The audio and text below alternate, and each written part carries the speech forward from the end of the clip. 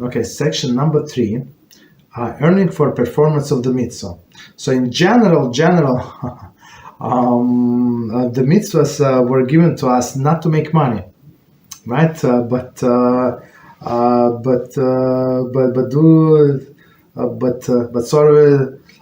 service of HaShem, right? But if somebody like went out of his way and now he's losing out or she's losing out, like it's only normal to compensate as a gift.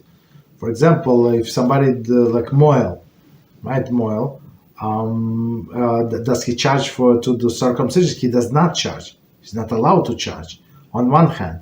But this person came before, right? See your baby and see if your baby is okay. So sometimes they can see like in a video conference, right?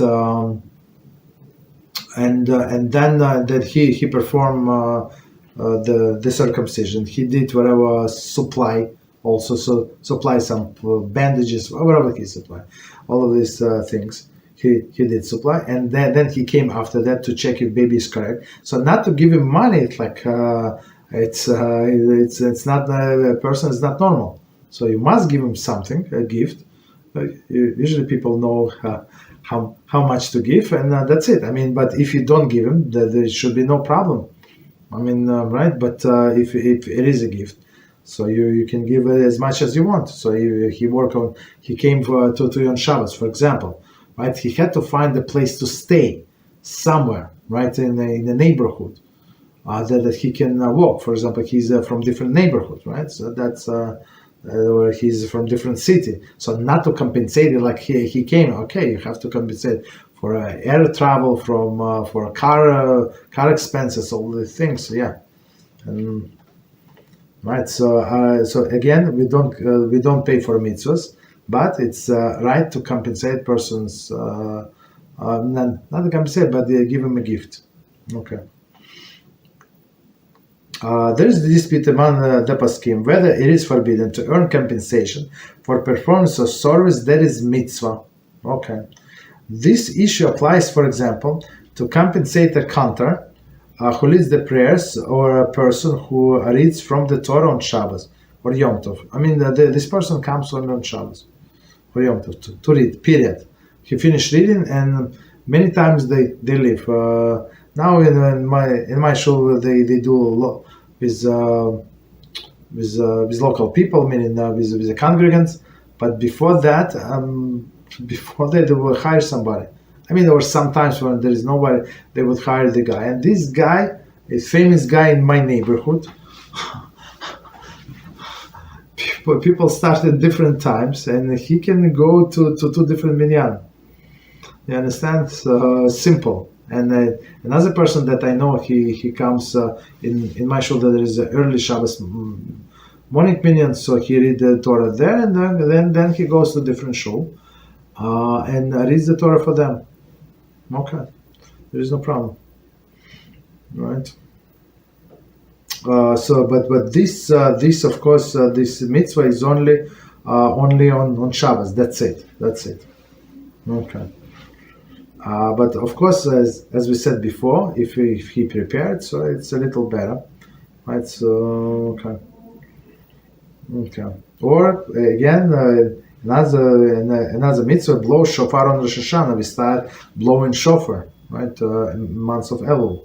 Poskim permit compensation for this type of service, while other forbid. So it's not so simple. But if you right, however, even those who permit state no blessing will be forthcoming from the money earned on Shabbos, even if it is earned through the performance of the mitzvah. Right, so it's very, very important that yes, they say you can take it, but there is no blessing. Same as the person who works on Chol Hamoed. Right, we had many videos on working on Chol Hamoed, because some people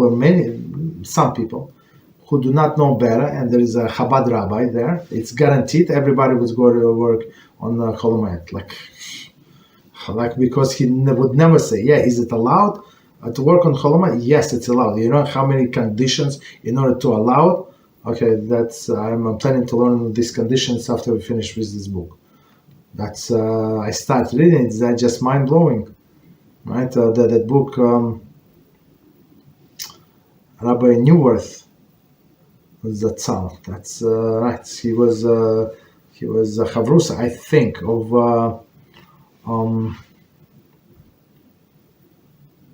maybe Shlomo Auerbach. That's all. One of the greatest rabbis, contemporary of Moshe Feinstein.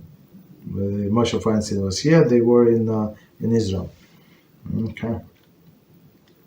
Right. So he said all of like the whole section, very long section about working on laws of Holomayed.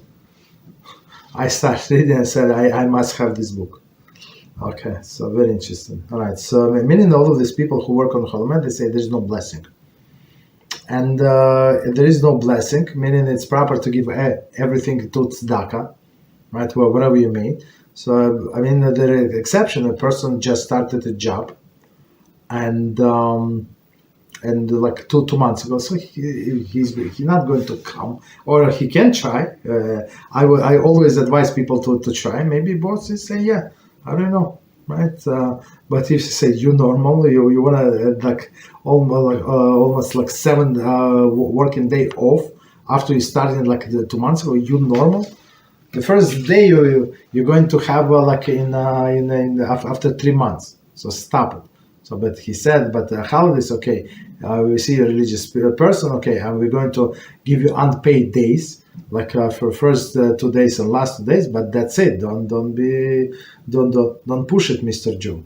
You understand? So in this case, yeah, person has no choice. He has to feed his family. He has to agree to work on Holomayed. But the money is there's no blessing. There is no blessing, and plus this working on Shabbos, there is no blessing. Therefore, it is advisable to arrange that even these earnings are earned together with weekday earnings. Right, so meaning only on Shabbos, it's not good. How? Right, for example, the cantor should lead prayers or read from the Torah on a weekday, and the shofar blower should blow during the months of Elul. And that's what we have, that's our tradition, Ashkenazi tradition. So on the first day of Slichas, so we start the first day of Slichas, Shabbos before the day, the week, Shabbos that falls before the week of Rosh Hashanah. But it must be minimum, I think, 3 days or 4 days. I think 3 or 4 days, I don't remember exactly. So if it's less than that, so in this case, we do another week, like plus another week. But, so always, we start at midnight. Always start at midnight. And at midnight, this the person who is going to lead us in Rosh Hashanah Yom Kippur, there's a special chazan, so he would always come and pray for us, right, with us. So I mean, he would lead us. That's the proper word. So he's going to lead us, and it's like usually in this shul, I think he's the one who blows the shofar. I mean, a poor guy. I mean, he has very strong voice, very strong voice. He's been doing for in this shul that I go, it's like tradition. I mean, 30 years. I know, long. I mean, he looks very young to me, to be there for 20 years. 20-30 years. I don't know, but okay. So he would do this slichas, and then he would get compensation for the whole. For the whole services, and in this case, it's proper since shul paying that he would give 10%, like maser, back to shul. That's proper. Is it obligation? Absolutely not.